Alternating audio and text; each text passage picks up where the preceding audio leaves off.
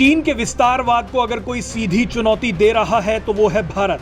भारत को अब एक ऐसी सफलता मिली है जिसने हिंद महासागर में आगे बढ़ रहे चीन को पीछे धकेल दिया है। भारत ने चीन को बड़ा झटका देते हुए श्रीलंका में $70 करोड़ का टर्मिनल समझौता कर लिया है। माना जा रहा है कि भारत ने श्रीलंका में चीन के बढ़ते प्रभाव को जवाब देने के लिए यह समझौता किया है। श्रीलंका पोर्ट्स अथॉरिटी और भारत के अडानी समूह के बीच एक बड़ा समझौता हुआ है। अडानी ग्रुप अब श्रीलंका में रणनीतिक रूप से बेहद महत्वपूर्ण कोलंबो पोर्ट को बनाएगा और उसका संचालन भी करेगा। भारत का यह नया पोर्ट कोलंबो में चीन के बनाए बंदरगाह के पास होगा। श्रीलंका पोर्ट्स ने एक बयान जारी करके कहा है कि यह समझौता श्रीलंका के बंदरगाह सेक्टर में अब तक का सबसे बड़ा विदेशी निवेश है। इसमें कहा गया है कि अडानी ग्रुप इस बंदरगाह को स्थानीय कंपनी जॉन कील्स के साथ मिलकर बनाएगा।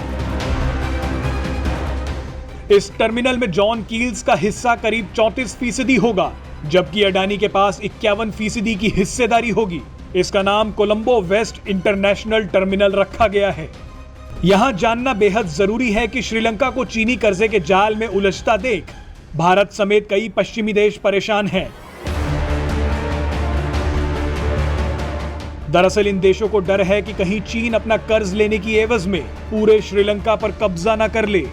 ऐसी स्थिति में हिंद महासागर में चीन को बड़ी ताकत मिल जाएगी। आपको बता दें कि चीन भारत को चारों तरफ से घेरने की कोशिश में लगा हुआ है। चीन भारत को अपने खतरनाक स्ट्रिंग ऑफ पर्ल्स के बीच में घेरना चाहता है। स्ट्रिंग ऑफ पर्ल्स हिंद महासागर क्षेत्र में चीन की वो घेराबंदी है जिसे वो भारत के खिलाफ तैयार कर रहा है। भारत के करीब इस समय चीन ने पाकिस्तान के ग्वादर, श्रीलंका के हम्बनटोटा, बंगाल की खाड़ी में सितत्वे और म्यांमार से लेकर जिबूती और मालदीव तक अपने सैन्य अड्डे लगभग बना लिए हैं। चीन के स्ट्रिंग ऑफ पर्ल्स में श्रीलंका सबसे महत्वपूर्ण कड़ी है, क्योंकि वहां से भारत और पूरे हिंद महासागर पर आसानी से नजर रखी जा सकती है। लेकिन अब भारत के कोलंबो पोर्ट में आने के बाद चीन को बड़ा झटका लगा है। भारत की श्रीलंका में अब ये मौजूदगी दोनों ही देशों के लिए बेहद जरूरी है। भारत और श्रीलंका के बीच हुए इस समझौते से श्रीलंका की निर्भरता चीन पर काफी कम हो जाएगी। आप ये जानकर हैरान हो जाएंगे कि चीन ने किस तरह से श्रीलंका को बर्बाद कर दिया है। श्रीलंका इस समय चीन के भारी कर्जे में डूबा हुआ है। इस कर्जे को चुकाते चुकाते श्रीलंका का विदेशी मुद्रा भंडार भी न्यूनतम स्तर पर आ गया है। यह विदेशी मुद्रा भंडार इतना कम हो गया था कि श्रीलंका में हाल ही में खाद्य आपातकाल तक लगाना पड़ गया था, क्योंकि श्रीलंका के पास जरूरी चीजों को आयात करने के लिए पर्याप्त विदेशी मुद्रा नहीं बची थी। इस भयानक स्थिति से गुजर रहे श्रीलंका ने हाल ही में भारत से दोबारा संबंध सुधारने की पहल की थी। कुछ समय पहले भारत में श्रीलंका के नए उच्चायुक्त ने नए सिरे से भारत के साथ रिश्तों को और अधिक मजबूत करने की पहल की। श्रीलंका ने भारत के साथ रणनीतिक साझेदारी को और मजबूत करने की बात कही थी। इस वीडियो में समझते हैं कि चीन के लिए यह कितना बड़ा झटका है। 2000 के दशक में चीन बहुत बेचैनी से हिंद महासागर में कदम रखने की जगह ढूंढ रहा था। दरअसल चीन का 80% से ज्यादा व्यापारिक माल हिंद महासागर से होकर जाता है और उसे एक बहुत सक्रिय मलक्का स्ट्रेट से गुजरना पड़ता है।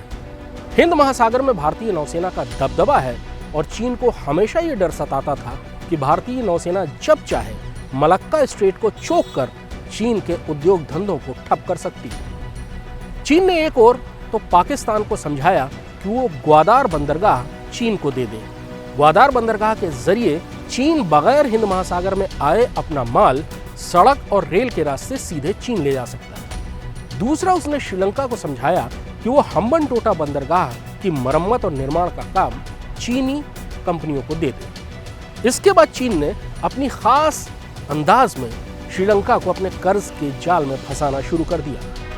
पुराना कर्ज उतारने के लिए नए कर्ज दिए गए और आखिरकार एक स्थिति ऐसी आई जब कर्ज के बदले चीन ने हम्बनटोटा बंदरगाह 99 साल के लिए लीज पर ले लिया। ये भारत के लिए बहुत बड़ा संकट था। भारत ने चाल पर चाल चलते हुए नए बंदरगाह की एक योजना बना ली है जो कि श्रीलंका में है। यानी अगर चीन का बंदरगाह श्रीलंका में है तो उससे कुछ ही दूरी पर भारत का भी एक बंदरगाह श्रीलंका में है। दूसरी तरफ चीन के व्यवहार को लेकर श्रीलंका में भारी नाराजगी है। ये नाराजगी वहां के सैनिक अफसरों में भी है, वहां के नेताओं में भी है और वहां की आम जनता में भी है।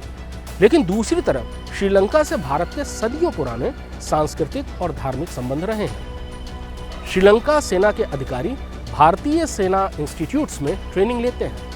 हर साल हजारों लाखों श्रीलंकाई तीर्थयात्री भारत में तीर्थ के लिए आते हैं। यानी भारत ने न केवल हम्बनटोटा बंदरगाह के पास अपना एक बंदरगाह बना लिया है, बल्कि जन भावनाओं को देखें तो श्रीलंका में चीन के मुकाबले भारत अब बेहतर स्थिति में पहुंच गया है। Presenting B News app available on Google Play and App Store. Download it now.